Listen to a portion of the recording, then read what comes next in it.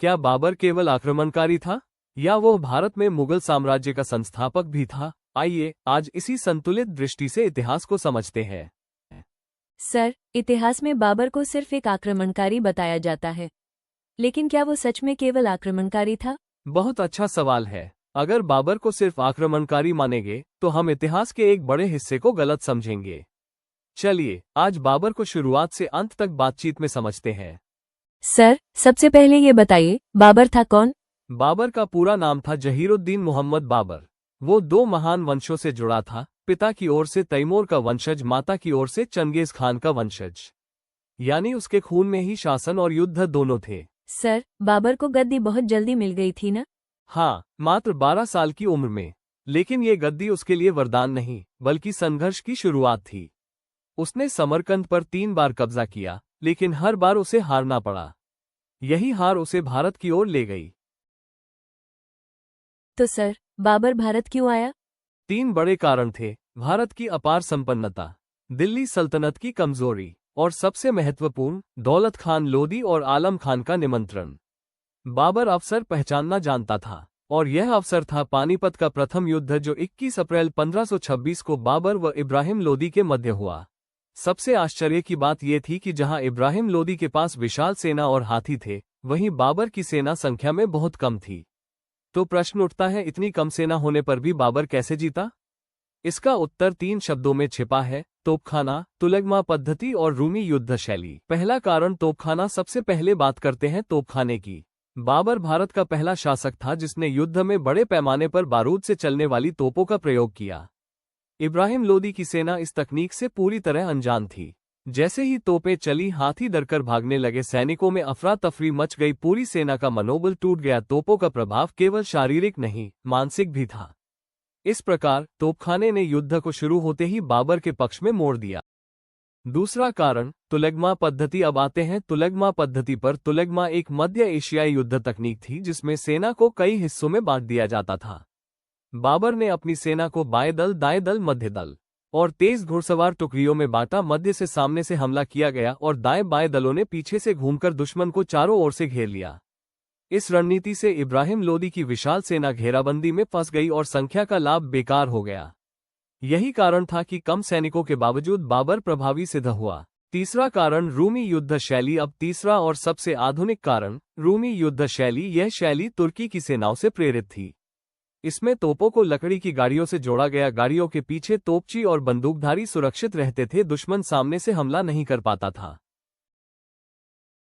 यह व्यवस्था एक चलते फिरते किले जैसी थी। इससे बाबर की सेना सुरक्षित रही और लगातार गोलाबारी करती रही।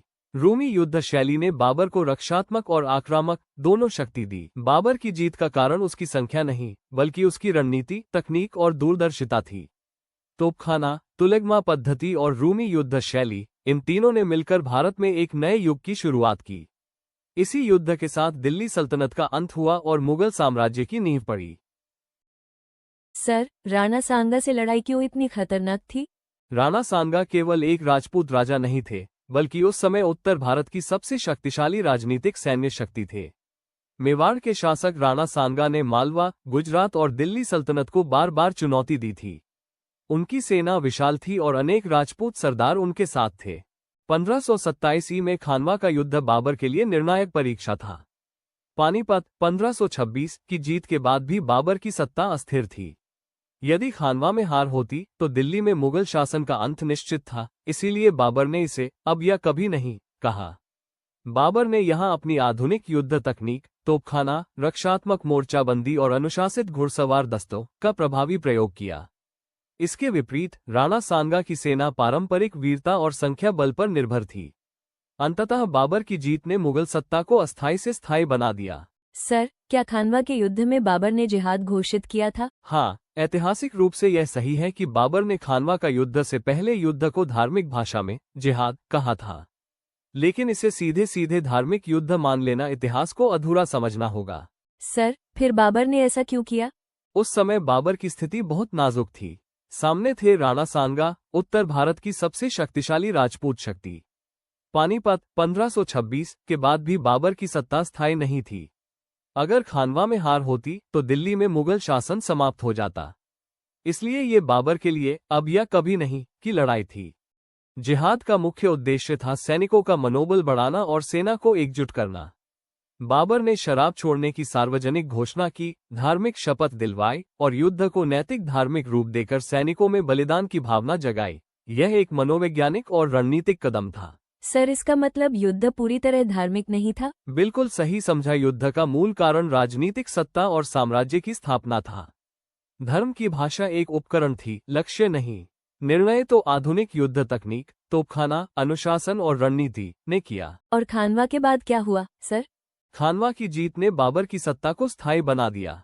इसके बाद चंदेरी का युद्ध 1528 में शेष राजपूत प्रतिरोध कमजोर पड़ा। घाघरा का युद्ध 1529 में अफगान शक्ति भी पराजित हुई। इन जीतों के साथ मुगल साम्राज्य की नींव मजबूत हो गई। अतः बाबर केवल आक्रमणकारी नहीं था, बल्कि संगठित प्रशासन, आधुनिक युद्ध तकनीक और स्थायी शासन की नींव रखने वाला मुगल साम्राज्य का संस्थापक भी था।